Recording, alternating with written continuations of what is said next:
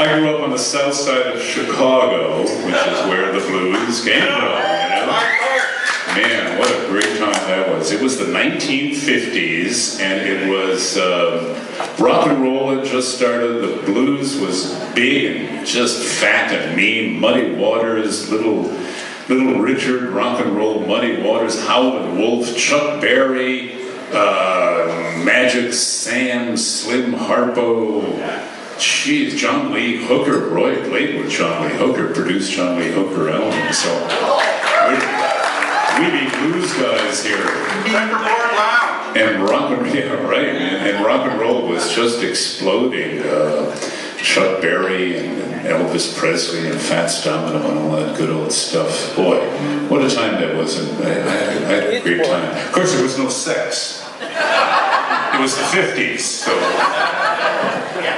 Catholic high school, St. Rita. No.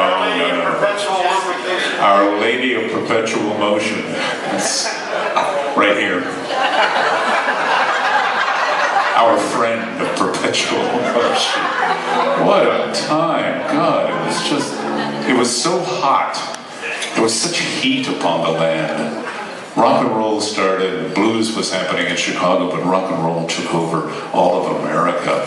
And our parents were rightly concerned that we would go sex mad. And we did, you know, it's just that we didn't know how to, where to, how, who, you know. There were very few unwanted pregnancies back in those days.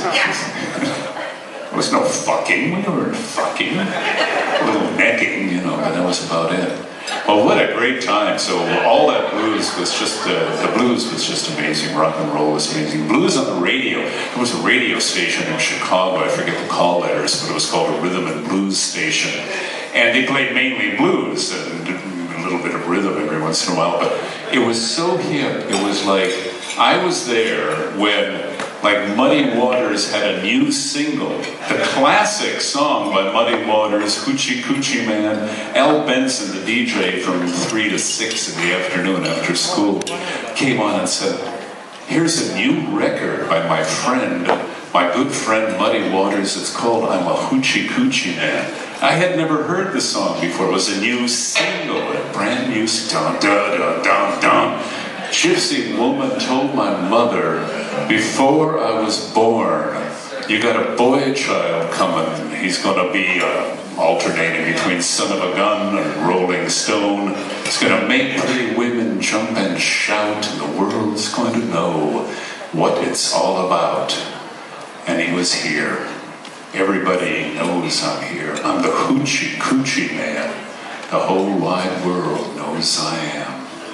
Fuck me, man. Just, God damn. Then a little while later on, I met another guy that had some good poetry. Met that, on the beach, met that guy Jim Morrison, and boy, did that work out nicely, too. Let's swim to the moon, let's climb through the tide, penetrate the evening that the city sleeps too high.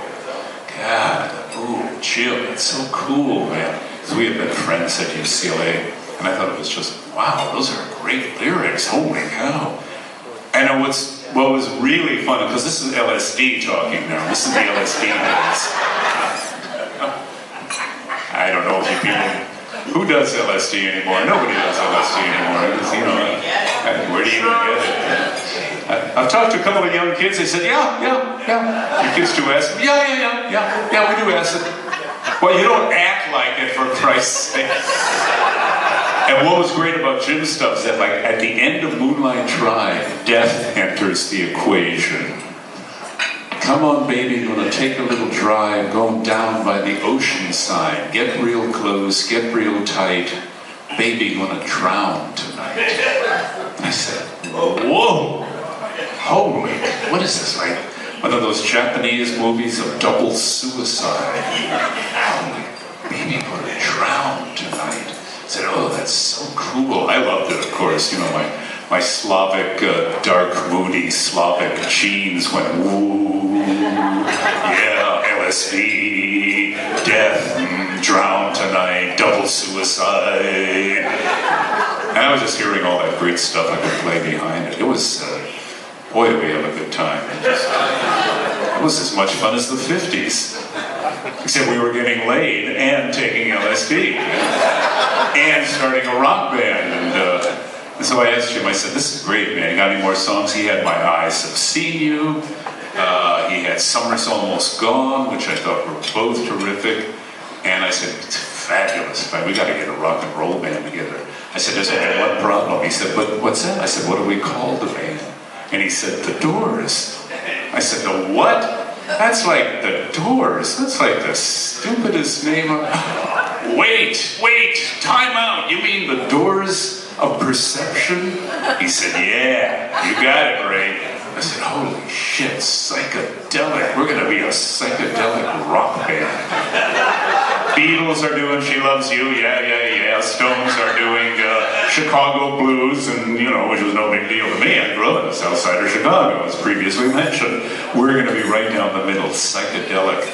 And 2 years after that, that was like the middle of July.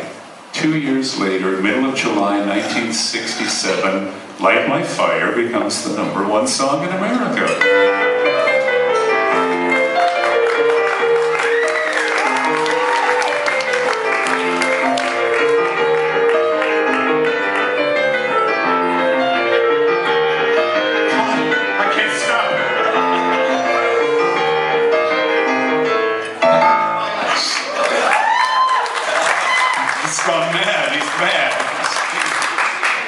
So that's